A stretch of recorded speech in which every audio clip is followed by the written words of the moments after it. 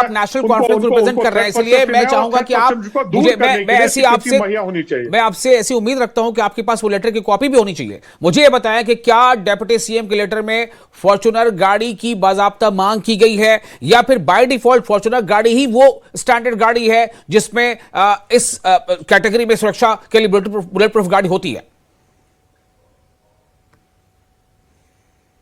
उमेश जी, आवाज नहीं आई मुझे, बहुत उमेश हैंग हो रहा तलाशी, फोन आपका। उमेश तलाशी, दोबारा पूछिए सवाल। अभी मेरी आवाज मिल रही है आपको? आप सवाल दोबारा।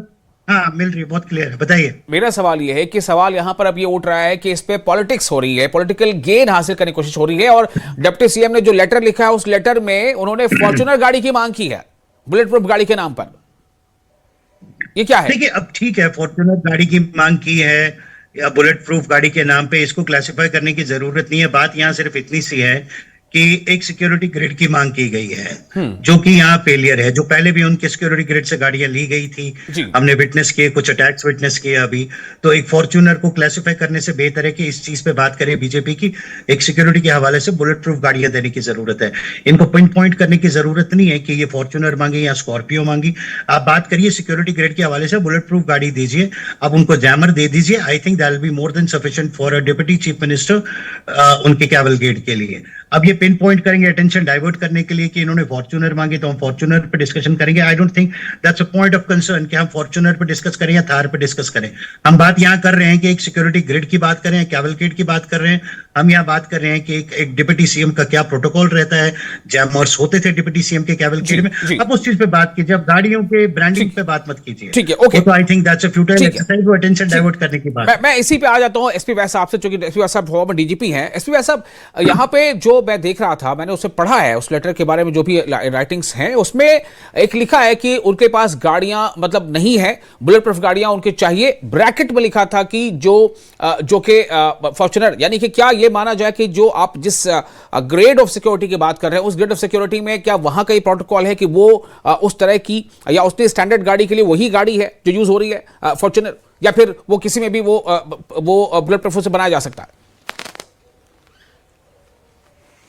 देखिए, मैं इस पे आता हूं सबसे पहले, लेकिन मैं यहां जरूर मेंशन करना चाहता हूं डॉक्टर फारूक अब्दुल्ला जी पर जो हमला हुआ वो बहुत ही हम सबको शॉक किया, और he is the tallest leader of Jammu Kashmir, और भगवान का शुक्र है कि वो उनको कोई नुकसान नहीं हुआ। सबसे पहले मैं ये कहना चाहता हूं। और वो लैप्स जरूर है, वहां लोकल पुलिस ऑफिसर्स का होना जरूरी है। अब शादी में क्या होता है, बहुत ज्यादा भीड़ होती है, बट उनका क्लोज जो कार्डन था उन्होंने उसको अवॉइड किया।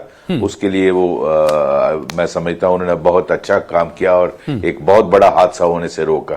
दूसरा, जहां तक आपके सवाल का जवाब है, हमारे सिक्योरिटी प्रोटोकॉल में टाइप ऑफ व्हीकल नहीं मेंशन किया जाता। उसमें यह है कि बुलेट प्रूफ गाड़ी होनी चाहिए अच्छी कंडीशन में। एक टाइम पे हमारे पास एम्बेसडर बीपी गाड़ियां होती थी, आजकल स्कॉर्पियो हैं।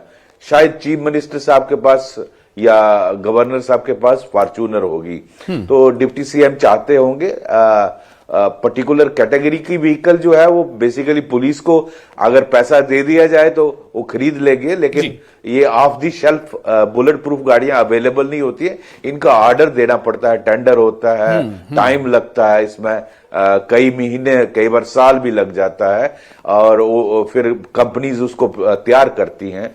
तो अच्छी कंडीशन में बुलेट प्रूफ गाड़ी होनी चाहिए, स्कॉर्पियो हो या फॉर्च्यूनर हो, वो डिपेंड करता है कि अवेलेबिलिटी क्या है। और बाकी जैमर का इशू है, यस जैमर होना चाहिए, उनके साथ रहता था पहले भी।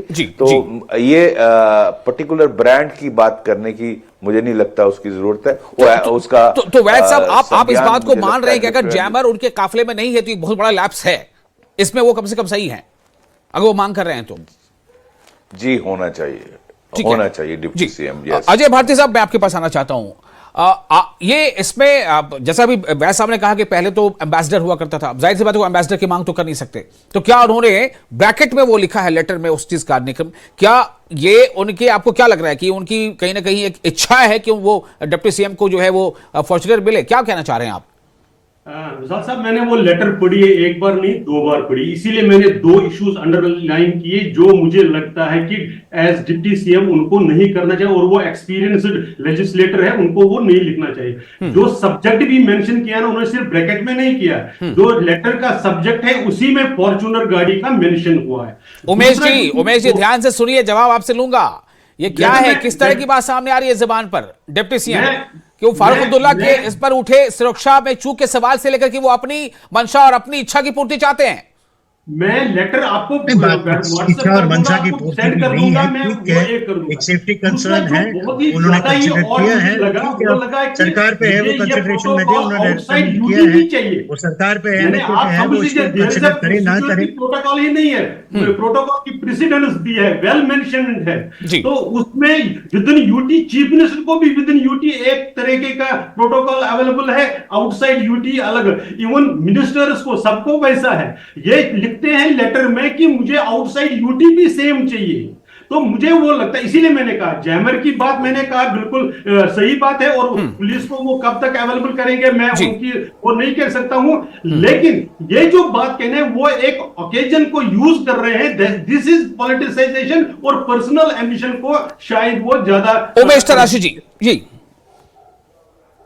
ये देखिए, पर्सनल एम्बिशन की तो मैं बात करूंगा नहीं। उन्होंने एक चिट्ठी लिखी है, सरकार तक है, एमएचए तक है, उस चीज उनकी इस लेटर को किस हद तक अप्रूव कर सकते हैं, इस पर बहस करने की तो कोई जरूरत है नहीं।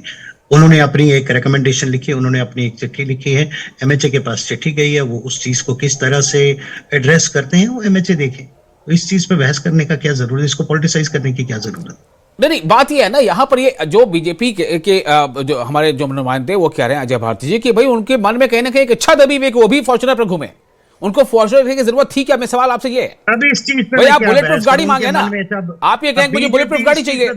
बीजेपी इस चीज पे बात नहीं करेगी कि सिक्योरिटी फेलियर है, बीजेपी इस चीज पे बात नहीं करेगी कि डॉक्टर फारूक अब्दुल्ला साहब पे अटैक हुआ, वो सिक्योरिटी लैब्स था, बट वो डिप्टी सीएम की इच्छा क्या हो रही है उस चीज पे बात करेंगे, उस चीज का ये जवाब नहीं देंगे। अब जी डिप्टी सीएम साहब ने चिट्ठी लिखी, एमएचए को चिट्ठी लिखी, एमएचए कहां तक उसको एड्रेस करेगा वो एमएचए देखे।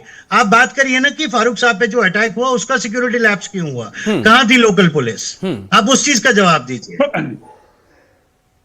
ओके, उन्होंने तो जो उनका कहना है सुरेंद्र चौधरी जी का, वो कह रहे हैं कि ये सीधा सीधा एक तरह से मतलब षड्यंत्र है। उनका कहना है कि मैं भ्रष्टाचार के खिलाफ आवाज उठाता रहा हूं, इसलिए मेरे सुरक्षा में कमी की जा रही है।